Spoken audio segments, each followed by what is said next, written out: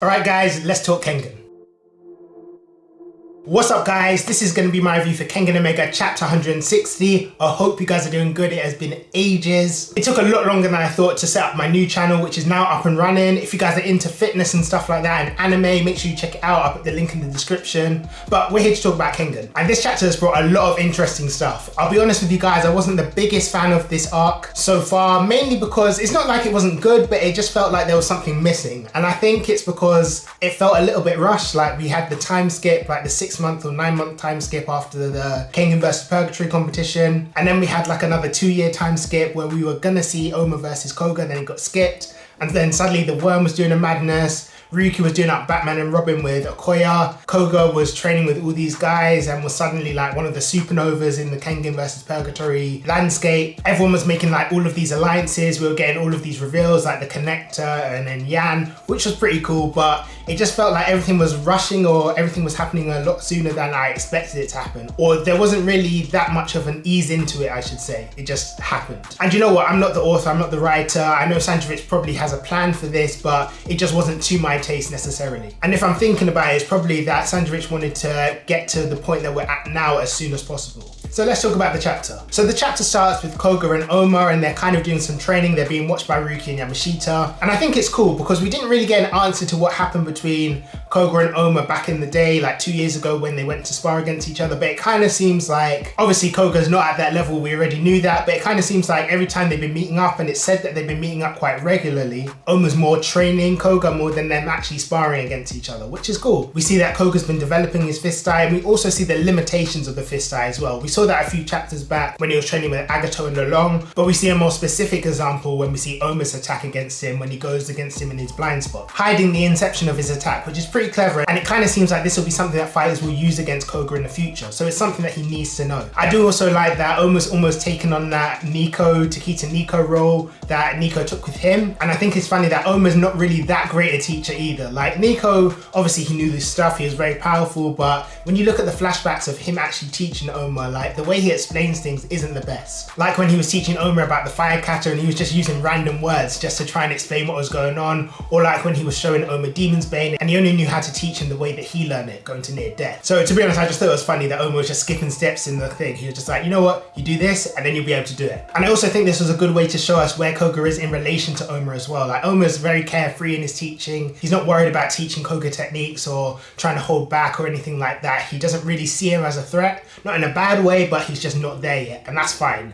And it's expected, even after these 2 years, like there was no way that Koga was going to be able to catch up with him, even though he said, oh, give me a year and I'll be there. No way. And then we find out about the Berserker Bowl. So we see Haruo and Jose and Sekibayashi Jun, and they're all training in the wrestling competition kind of stage. And they're talking about this tournament that's coming up between Kengan and Purgatory and a mix of the both, because obviously they're kind of a fused association now. And you know what? I think it's going to be pretty interesting, especially because of the lineup we have. It's going to be some people that were in the Annihilation Tournament that we didn't see in the most recent tournament versus Kengan and Purgatory. It's going to be some people that were in the Kengan versus Purgatory tournament. It's going to be guys like Koga that haven't been in any tournaments, and just general guys that we haven't seen yet or haven't seen fight yet. It will be interesting to see how they match up against each other. Obviously at the moment, I reckon the strongest guy in the lineup is probably going to be Cosmo, because Cosmo got to the quarterfinals of the Kengan Annihilation Tournament, which was supposed to be the best of the best out of all of the Kengan. And then you've got to consider it's been about 4 or 5 years since then. He's going to have improved, he's older. He was 19 when he got to the quarterfinals. Now he's like, what, 23, I reckon? Maybe 24. He's in his fighting prime, he's a better striker, he's training all the time, probably developed his pre-initiative or his foresight quite a lot and utilized it with his zone. I'm very excited to see what's going to happen. Also guys like Falcon as well. Like Falcon supposedly will be training, or I'm guessing he'll be training with Kuroki Gensai and Rahito. It'll be interesting to see how he's developed. And then you've got all the guys that are a part of the Supernova that Koga's a part of. We've not seen any of them fight, and there's no real reason for me to assume that any of them are on par with guys like Cosmo, but they still could be quite strong. But you know what made this chapter really interesting for me? Because this isn't even the biggest thing that came out of that conversation. Yeah, the Berserker Bowl sounds interesting, but these guys are talking about another Kengan Annihilation Tournament.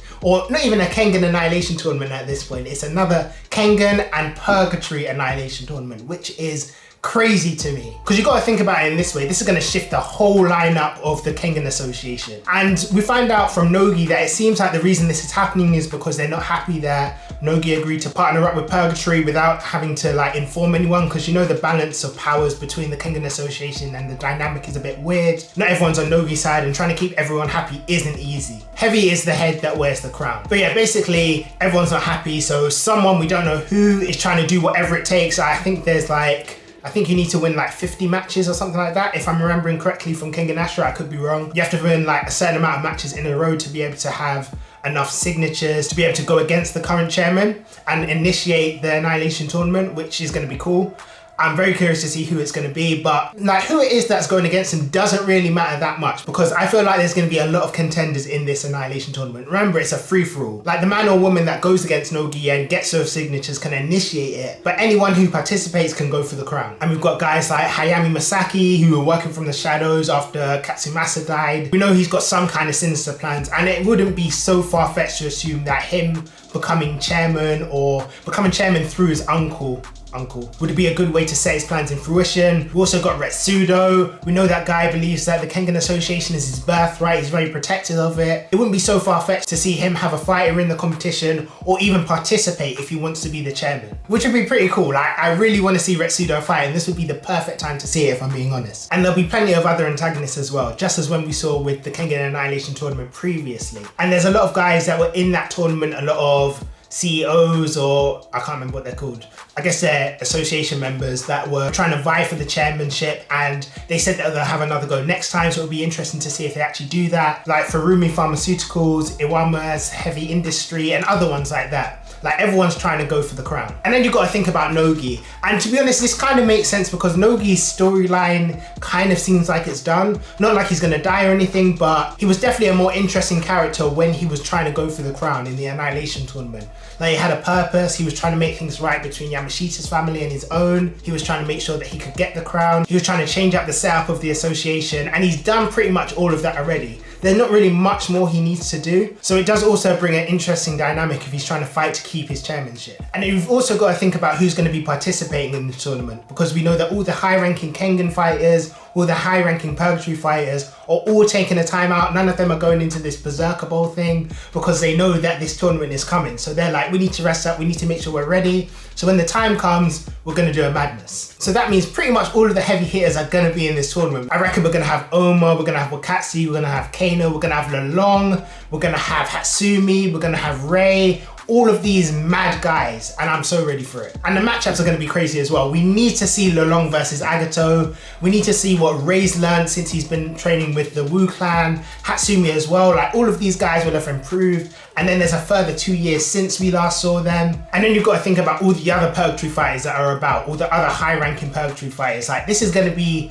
or this should be, the last Kengan Annihilation Tournament, but on steroids. It's safe to say that we're probably going to have a Kure member in there and all different kinds of assassins. Kuroki Gensai will probably reappear because that guy must be bored now, sitting at the top, being the best, and then there's no one really to challenge you. Like this will be his bag. I feel anyway. We're probably going to find out a lot of stuff as well. I reckon the Worm's going to try and weasel their way in. And I reckon with the dynamic of all these Kengan Association members and the tipping balances and stuff like that, we're probably going to find out who leaked all of those information onto the dark web about the last Annihilation Tournament and why they did that and what's going on with that. So much to come out from this tournament. So I'm very excited to see how that goes. So the chapter ends with Ryuki and Koga talking about the Berserker Bowl. And we see that Ryuki's been watching Koga and seeing how much he's improved. And he's realised that what he's really been doing this while Koga's been doing the most, isn't it? And I feel like he's very curious to see how much Koga's improved and how much of a difference there is between them.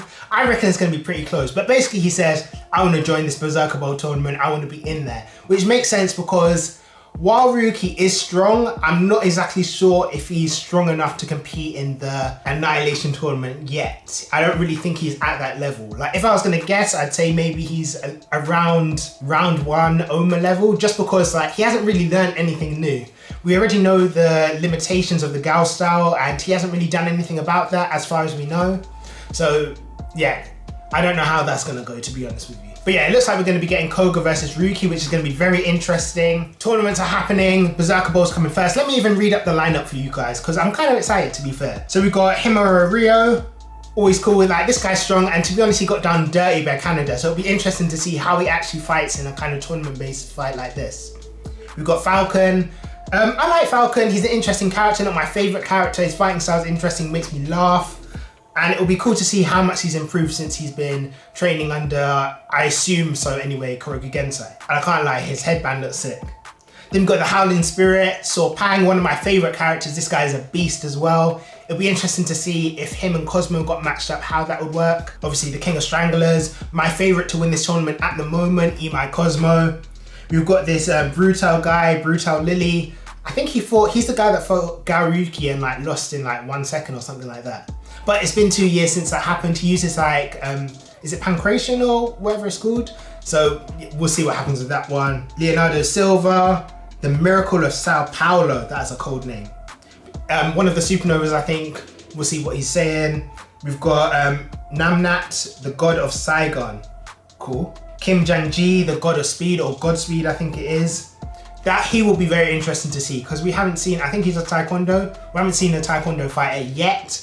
And based on his name, like his kicks are going to be ferocious. So that would be cool to see. He would also be an interesting one to see against Cosmo, depending on how quickly Cosmo can react. Like if he's able to keep Cosmo at range with his kicks, and his kicks are fast enough that Cosmo's not really able to react too quickly to them to grapple, could be interesting. Then we've got the Mighty Monk, Anoda Ikai, fairly interesting. And then obviously Koga and Ryuki. And I'm sure there's probably going to be more people as well. Because to be fair, Mana and Nogu were saying that there's 25 contestants, so they're going to have preliminaries. So maybe we'll see some of the fights there, to be fair. And it'll be interesting to see who else is going to try and compete. Like, is there going to be anyone interesting, anyone new? Are we going to see Worm characters coming on? Yeah, so much coming out from this. So like, let me know what you guys think. I'm going to leave that there.